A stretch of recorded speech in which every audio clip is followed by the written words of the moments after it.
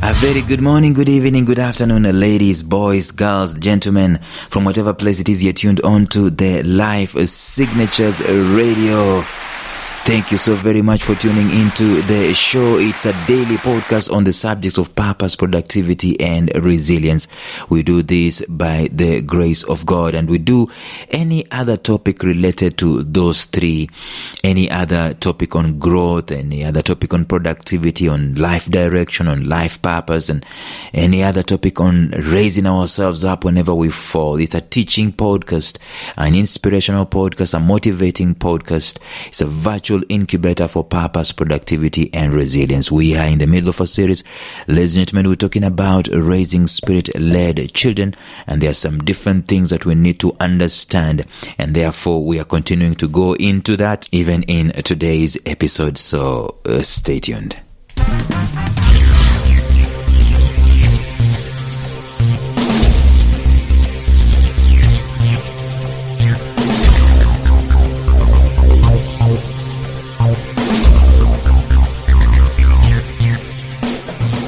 Welcome to the Life Signatures Podcast with Lawrence Namale. Lawrence is a life coach, author, and keynote speaker who loves to tackle different topics on purpose, productivity, and resilience. His mission in life is to awaken all your boundless possibilities available in you. Life Signatures Podcast is dedicated to bring to reality every single person who knows that deep down in their gut, there's got to be more to life than this. And now, here is your host, Lawrence Namale.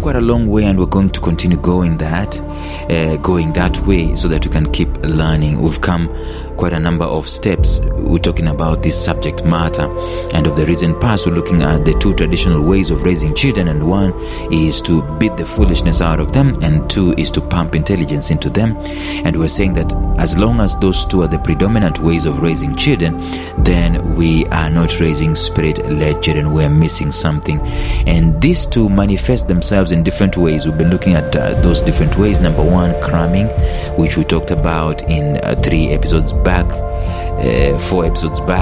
Number two is competition, people seeking to compete with one another.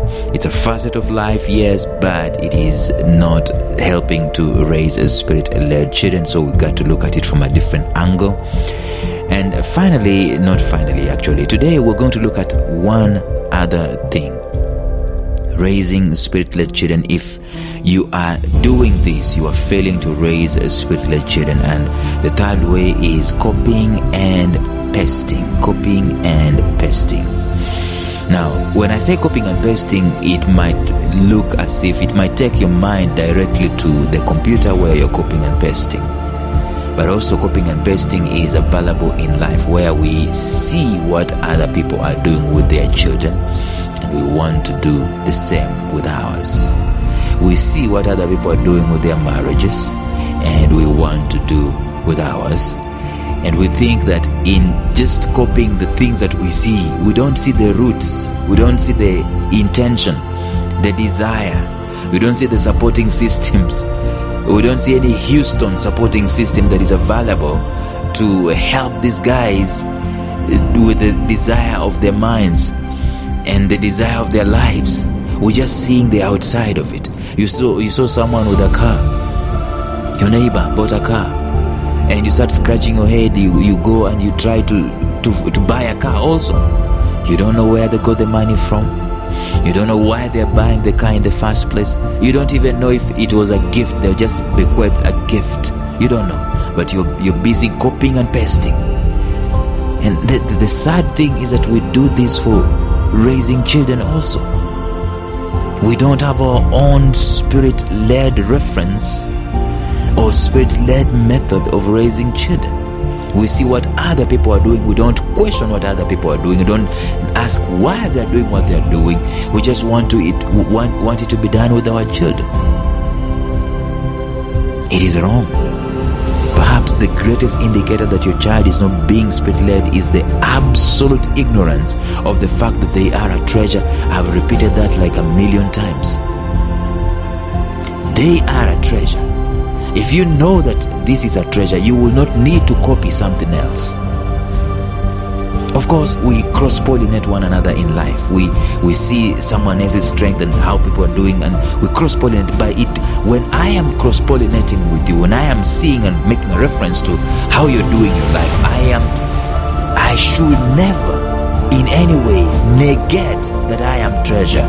Negate that there's so much going on for me first. In other words, before I can even make a reference to you or to someone else outside of me, before I can make reference to any other child, I should first of all extract what is on ground zero. What's with this child? What's with me first of all? We find that we are treasure. Not just that treasure is inside of us, we are treasure. Both you and the child must be aware of the treasure that you are. But in this case, we are talking about the child for the most part. When you find yourself encouraging aping, copying, it should be, I nearly said it should be criminal offense for a parent to encourage their child to be like another child. When you find yourself encouraging aping, copying other children, while at the same time you are negating the strength, the treasure that your child is, you are a problem.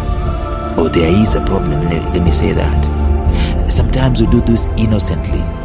We do it with so much ignorance. You understand? We do it without knowing. We think we think that way because we have zero respect of the fact that we are treasure. The children are treasure in and of themselves. That's why we do what we do. That's why we think that they have nothing in them. We've got to import whatever we are seeing in another child and put it in them. There has got to be a problem there. My firstborn, I've told you this very many times, is inherently, he knows what he does.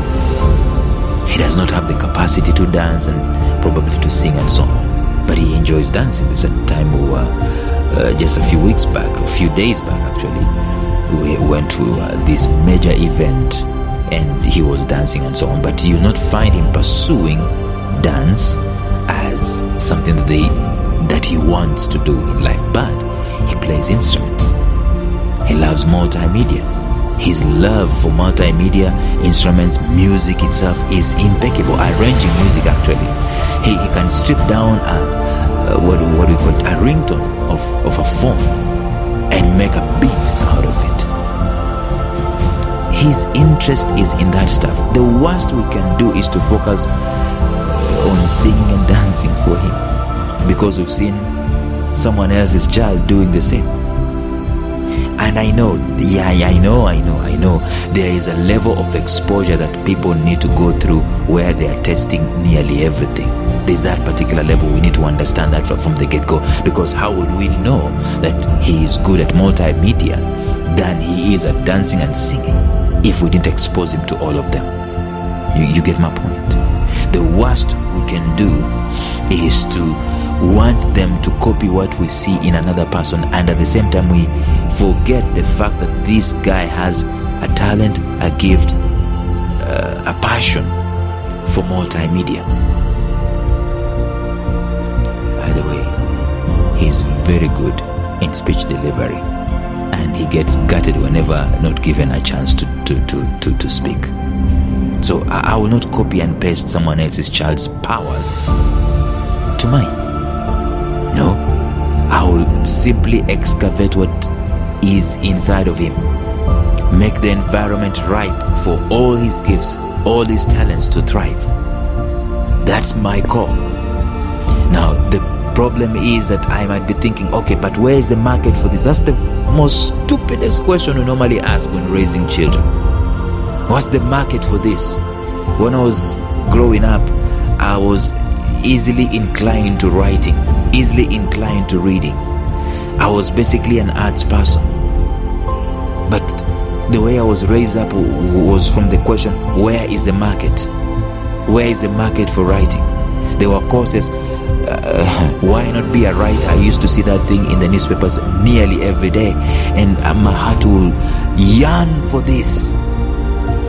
And I couldn't take the course because the focus was not on me.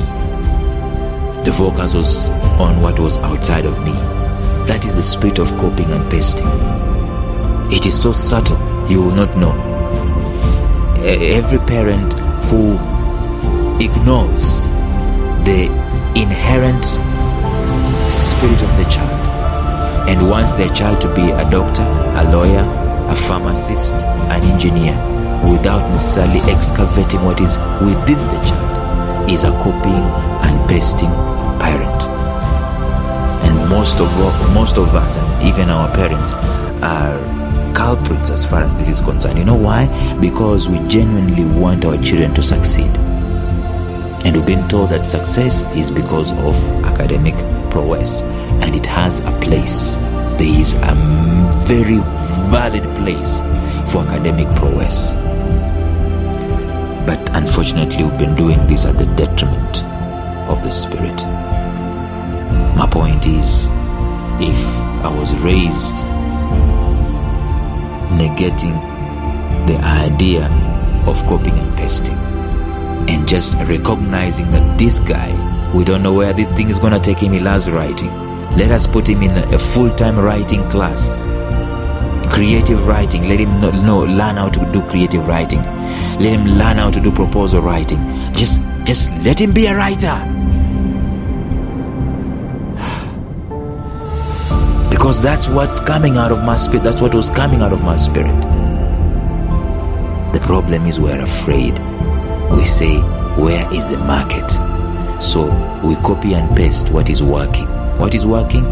Doctor, engineer, lawyer, pharmacist, accountant. Those ones are working. Those ones are being rewarded. We're looking for rewards in this world more than we are true to looking at exploring and extracting the spirit, the aspects of the spirit of a child. I think we need to stop that. And let me tell you something, even if we don't stop, it is going to naturally get to its logical conclusion, because even as we see today, very many people have been sent to school, to academics. Many people have degrees, like 1 million people in a year getting a degree. It's increased into 1 million people in a year getting a master's. It's not even enough. Many people are getting PhDs. All the while, we are ignoring the spirit. We are copying the PhDs, the masters and the degrees and the diplomas. We are ignoring the spirit. And the numbers are catching up with us. Why? Because there are 1 million people who are getting degrees and diplomas. They don't have quote-unquote jobs, because jobs are the rewards of the degrees and the diplomas. And they're not there. But there are very many elements in this world where problems can be solved without necessarily having an academic paper, but relating to leaning into the truth of the spirit, the strength that is available in the spirit, and thereby you get a livelihood, like the guy who knew he could be able to write at the age of 13, but he was forced to do Lamarck's theory, titration in chemistry, and all that stuff. You get what I'm saying? So copying and pasting, it is an epidemic. Let me tell you, it's not even stopped, and we are so oblivious of it. It's not even stopped. Today, how many people are enrolling their children into school, negating their strengths, negating their differences, negating their unique talent, but they just have got to go through the system. That is copying and pasting. We're trying to do that. It's not helping to raise spirit-led children. The numbers will catch up with us at some point in time. We'll get to a critical mass. When organizations start saying that they don't necessarily require people to have degrees to be employed, we're getting there. We're getting there. Tomorrow we will close this mini-series in the larger series of raising spirit-led children. But until then, bye-bye.